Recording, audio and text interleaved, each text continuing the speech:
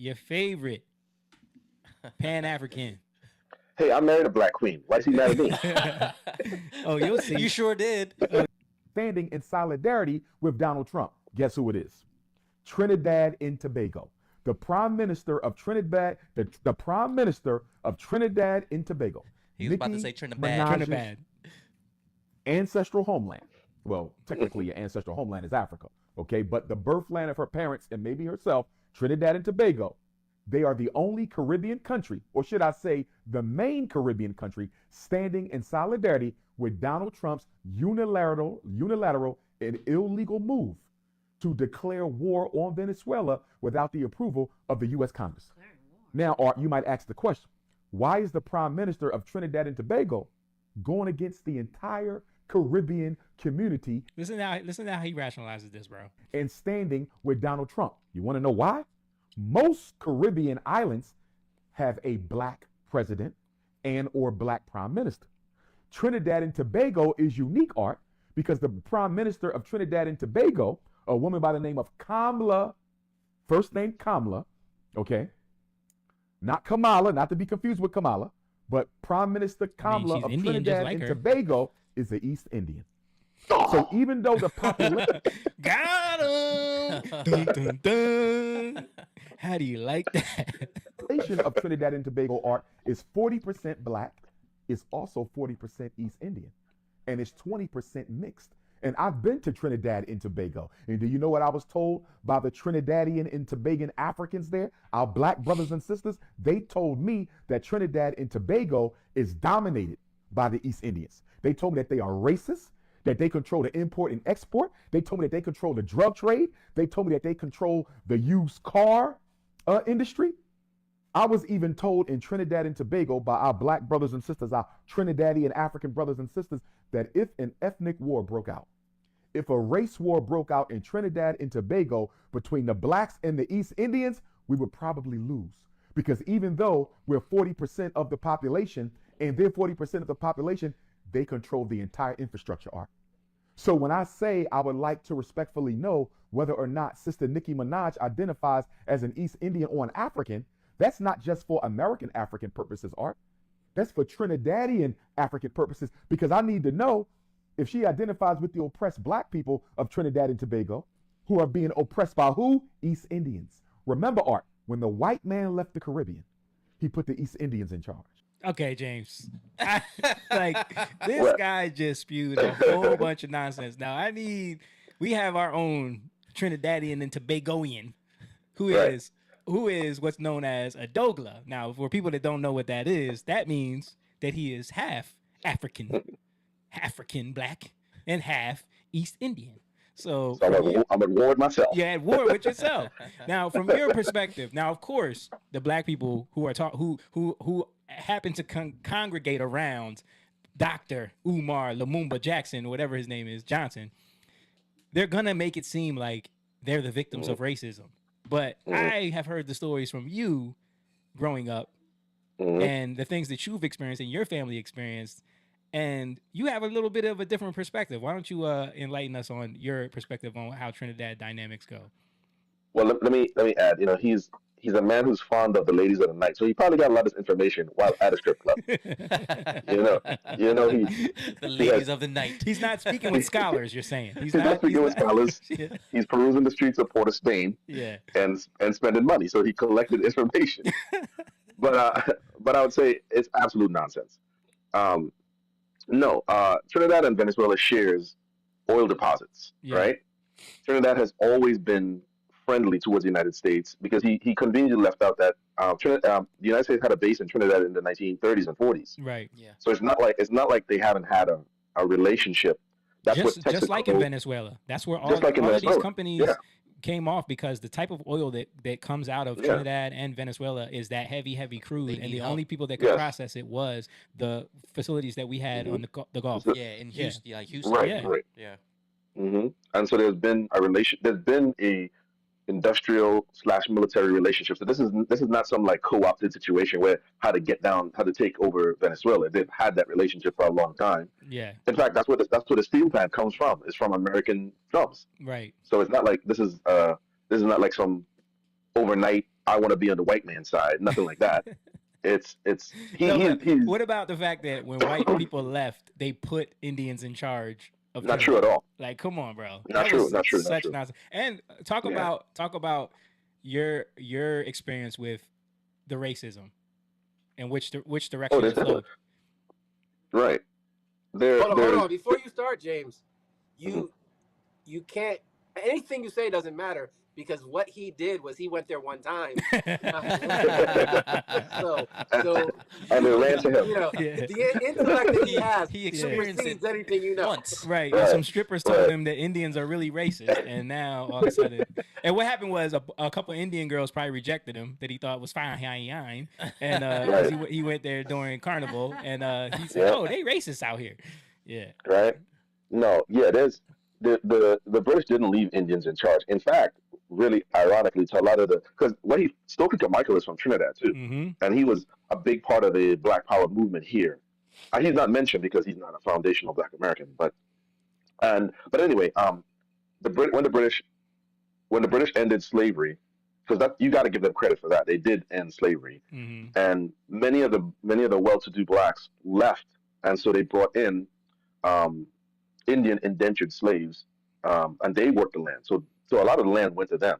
So in the 60s, when they were given the independence, when Trinidad was given its independence, most educated, well, some of them, my family, went to England and America. A lot of the Indians stayed. Right. And by them staying, they just became industry. They became the people who took over industry, like the tire shops and steel and all those things like that. And they kind of like started facilitating the country because a lot of the Black people, including my family, thought that those industry jobs were kind of beneath them. You know what I'm saying? So they always forget that, because I had this conversation with my friend Dylan from Guyana, and he used to complain about that. And I'm like, but a lot of the well-to-do educated blacks left. Yeah. Right? Left. And so that's what these Indians stayed, and some of them did come back and forth, but they took over industry and they started to, sell street food. They were doing the tires, the refinery, stuff like that. He's missing it because he's trying to make it look like the Indian woman is siding with Donald Trump. You know what I mean? Trying to tie that to why Nicki Minaj is all of a sudden, having an epiphany. Yeah. And also trying to tie it to Venezuela. But I want to get into the fact that you saw a lot of racism. Like, racism does exist in Trinidad when it comes to Indians towards Black, but it's also the other way around. Yeah. It's definitely the other way around. And in fact, when the Indian population started coming there a lot, the Blacks saw them beneath them. Oh yeah. The Blacks were a lot of the Black people in Trinidad and the Caribbean, because they went to Jamaica, mostly Trinidad, Jamaica, and Guyana. That's where most of them went to. They were considered. That's where the word coolie comes from, because coolie was it's a word for a servant, a person that carries heavy loads. Yeah. So coolie is basically a version of nigger. You know what I mean? Right.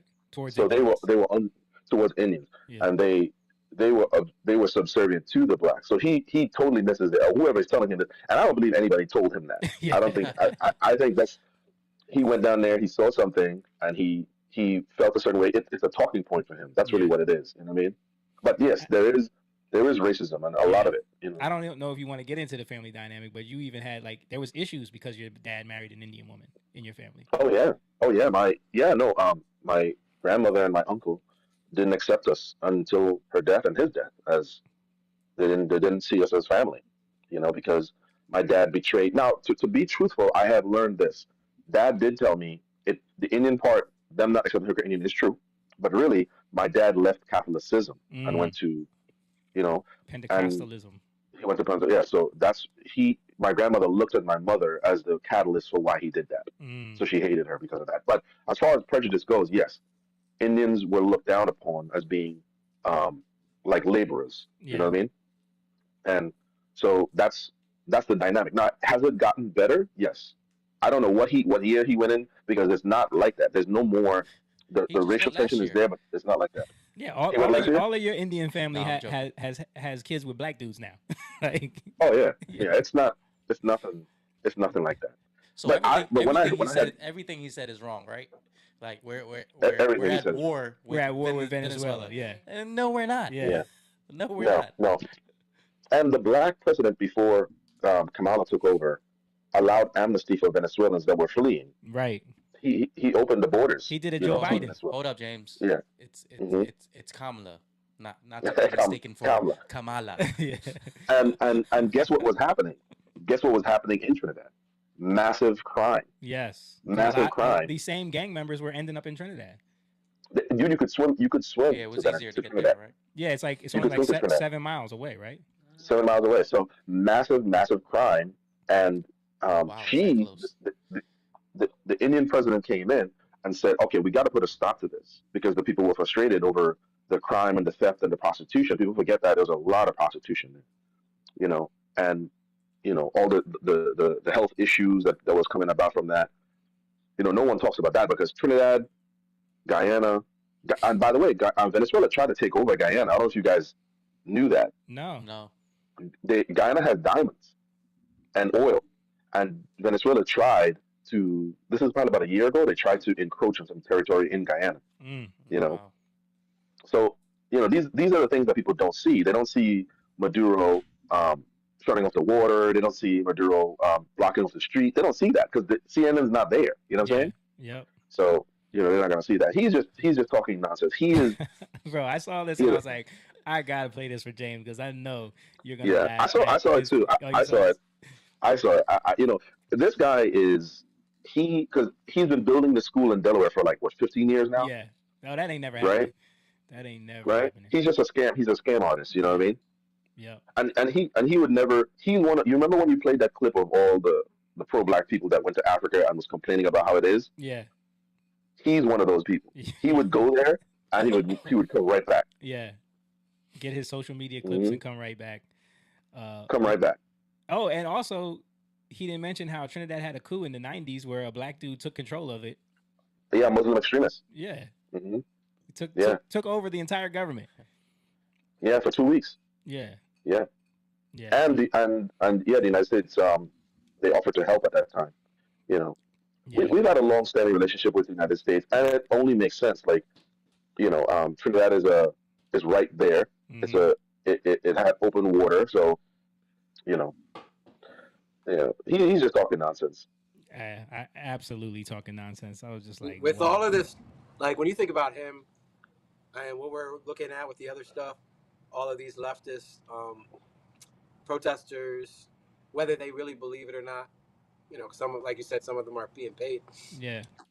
But there are a lot that actually believe it. Mm-hmm.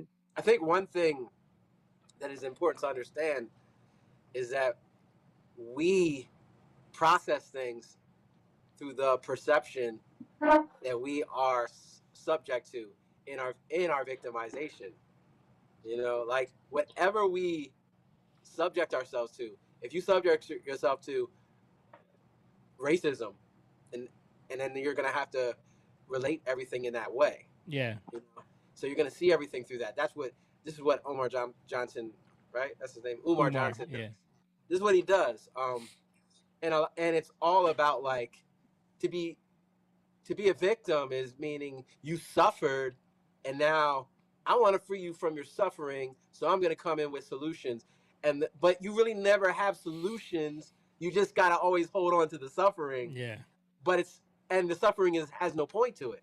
Well, right? that's the grift. That's how you can continue to raise money. Exactly. Yeah. But it's so different with God. And again, this is how it says that you have men coming into houses, right, of silly women that are always learning, never come into the knowledge of the truth. So you're learning a lot of knowledge. And it's like Umar Johnson, he got a lot of knowledge, right? But it's foolish because he's making these correlations through the perception of racism. Yeah. Right? Through the lens of racism, which it can make sense, but it really makes sense if you think you're a victim of racism. Right. Right? And it makes sense when you think that, there's got to be a reason why this majority black country would be helping Donald Trump in any way, and you're talking to people that know nothing about Trinidad, so they're gonna listen. They're gonna think he's dropping knowledge on them. You know what I mean? Like this is the real reason. And what he's doing is he sees an opportunity with Nicki Minaj coming out with Erica Kirk as another to gain fans. It's a low hanging fruit there. Yeah. He's like, oh, I tie her in right into this. You know what I mean? Like she was on the phone with the president. Like he coming in now. Is the helicopters there yet? you know. Did you see her So tweet? he sees it. Yeah, I saw her tweet. Her tweet to Don Lemon. Mm-hmm. Yeah. I didn't see it. But so again, he has to bring his own type of justice and justify her actions, and therefore jump to conclusions that he doesn't really know, that he doesn't really understand, right? And I want to read this real quick. It's in Romans 8, because I think, like, as believers, we have to be careful with getting thrown off by this victimization thing and seeing things through these lenses, right? Yeah. So in Romans 8, it talks about us as children of God, right? It says, anyone who does not have the Spirit of Christ does not belong to him. But if Christ is in you, although the body is dead because of sin, the Spirit is life because of righteousness. If the Spirit, hold on a second. If the Spirit of him who raised Jesus from the dead dwells in you, he who raised Christ from the dead will also give life to your mortal bodies through his Spirit who dwells in you. So then, brothers, we are debtors, not to the flesh, to live according to the flesh. So now, like, meaning, like, we are living according to how we see things as facts, right? Mm-hmm. Like, yeah, but aren't you going through this? Yeah, isn't it true that you're dealing with this? Yeah, but that's not, that might be true, but it's not the truth, right? Right. And everybody wants us, everybody's saying the truth is what's true or what's facts, and it's not the same thing. Right? The truth is the actual reality that we're supposed to see things in. So then you can see everything you're going through, and you can put it into context. You can put it into the right context. So now your victimization, your suffering, and you can put it into the right context, right? In hope in Christ. So then it says, for all who are led by the Spirit of God are sons of God. There it goes. So now we see things through the Spirit of God. That's his perception, meaning this is the context in why you're going through what you're going through, right? And it gives you hope, right? So it says, you did not receive the spirit of slavery to fall back into fear. And that's what we're saying. When people are speaking in that way, like a Umar Johnson, like these people in these rallies, they're speaking from a place of fear. They're putting you into a perspective that you are a victim and you're going to stay a victim if you don't fight for yourself, right? You're fighting or you're running, right? Yeah. Fight or flight. Now you're in survival mode, right? But so it says, God didn't give us a spirit of slavery to fall back into fear, but to have received the spirit of adoption as sons, to where we cry, Abba, Father. The Spirit himself bears witness with our spirit that we are children of God, and if children, then heirs, and if heirs of God and fellow heirs with Christ, provided we suffer with him, in order that we may also glorify with him. So we have, suffering is a part of it. So now, everything you want to call yourself a victim of, God is saying, no, this is how you recognize and start to see that you're a son. Because everything you go through, if you do it in the right way, in the hope of Christ, you know that it's all for your good. You know that I'm raising you up. You know that I'm teaching you how to see everything that's going on around you, and not to use it as a false perspective or perception to now fight or run, right? But to stay where you are and to love people, right? And to speak the truth in love, right? And to stand on it. You're going to have issues. Things are going to come up. But it doesn't matter, because you're suffering for a purpose. You're suffering in hope. And I think a lot of Christians don't. This is where you can say, oh, yeah, well, I'm a Christian. Like Don Lemon could say that. But his life doesn't add up to it. The things that come out of his mouth make no sense, because if you think that being a Christian means you don't have to suffer and you shouldn't be a victim, and we're supposed to make sure nobody is a victim of anything, you missed the whole plot. Yeah. I just want to add to the Umar Johnson thing too. You know, in the Bible it says a man who wants to be a leader, specifically when it comes to in the church, he has to be a leader of his home first, right? And you have to be a good steward of your family, of your wife, of your children. Now, I know he's not a Christian, but for believers, that is a good marker into how to read whether you should listen to somebody or not listen to somebody. Because it's the rain falls on the just and the unjust, right? So when you look at that, you can say, is this man a good steward of his home? Yeah. He's not, right? You see the relationship he has with his daughter, estranged daughter, and stuff like that. Yeah, that was a whole mess. So how should a Christian, if you're a believer, how should you interpret Umar Johnson. Well, judge him based on what that says right there. If in order to be a leader, in order to, because he proclaims that he's a leader, Pan African's leader, he's a leader of Black Americans. Well, if you're a Black Christian or just a Christian in general, and you're listening to him, you have to look at what has God given him, and how is he a steward of that. And if you can look at his life and say, is he a good father? He's had children with what, 2 strippers? Yeah.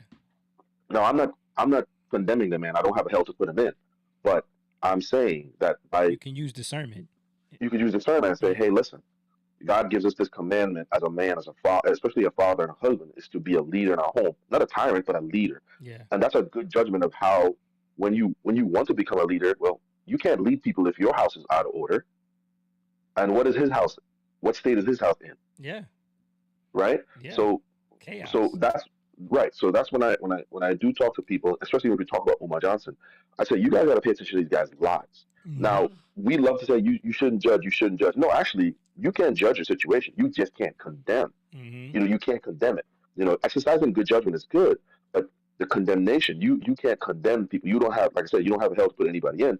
But you can look at this man's life and see that he's not a good steward of the most precious thing, which is his family's home. Yeah, and so how is he going to give you information? I need to be following or listening to. Exactly. I mean, look at what he did with all of the money that people have donated to him. He's asking for more money. He's asking for more and more and more money. Well, that's what I'm saying. If you had vision and you saw that he's in a good steward of his home, why would you think he'd be a good steward of money? Right. You know, I'm not saying that just because you're a good dad, you're going to be good money. I'm just saying that there's patterns here that you have to pretend to look at. You know what I mean? Yeah. Yeah. And if you put that first, again, you're gonna if you put racism first as, oh yeah, you're right, this is somebody I should listen to. That's a bad judgment, right? What should you be listening to? You should be listening to somebody who has the fruit of the spirit, somebody who works in joy, somebody who works in peace, right? Faithfulness, like you said, stewardship, right? Gentleness, self-control, all these things.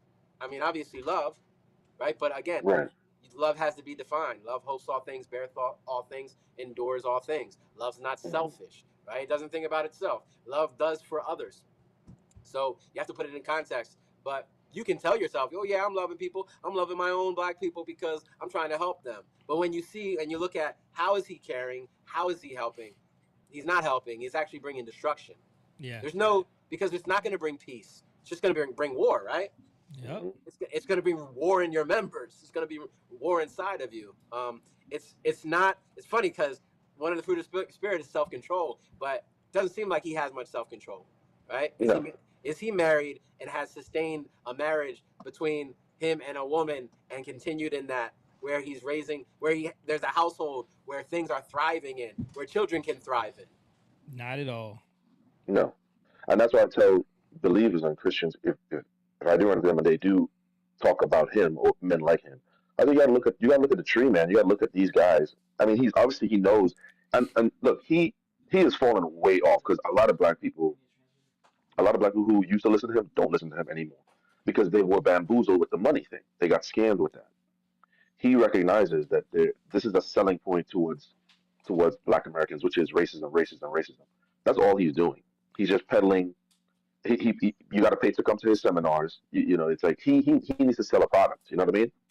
If anything, Drewski needs to do a skit about these peddling type brothers and sisters, because it's one thing to talk about the church, but that's the same thing. They're doing the same thing.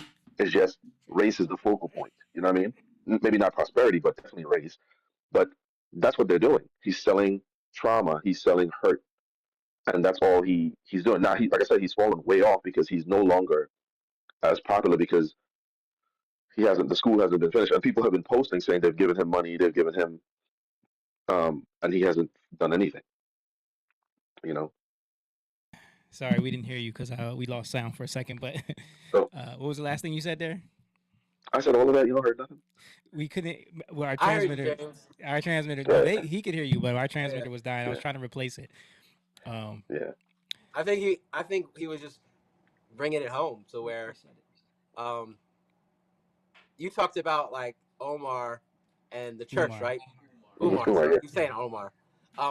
Did you hear him when he said about? I heard when he was saying that like doing people in the church, you tell them like, why would you listen to him? You know, and then we lost you after that.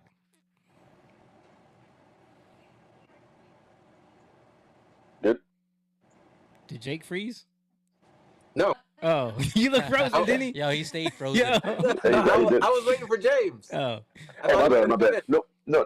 I was gonna say Drewski should do a skit on these type of brothers and sisters, the peddling, Africanism, African, yeah. Because it's the same thing. Yeah. It's the same thing. It's the same thing like he's talking about when he did the pastors and stuff. They're doing the same thing. Yeah. They have an audience. You know what I mean?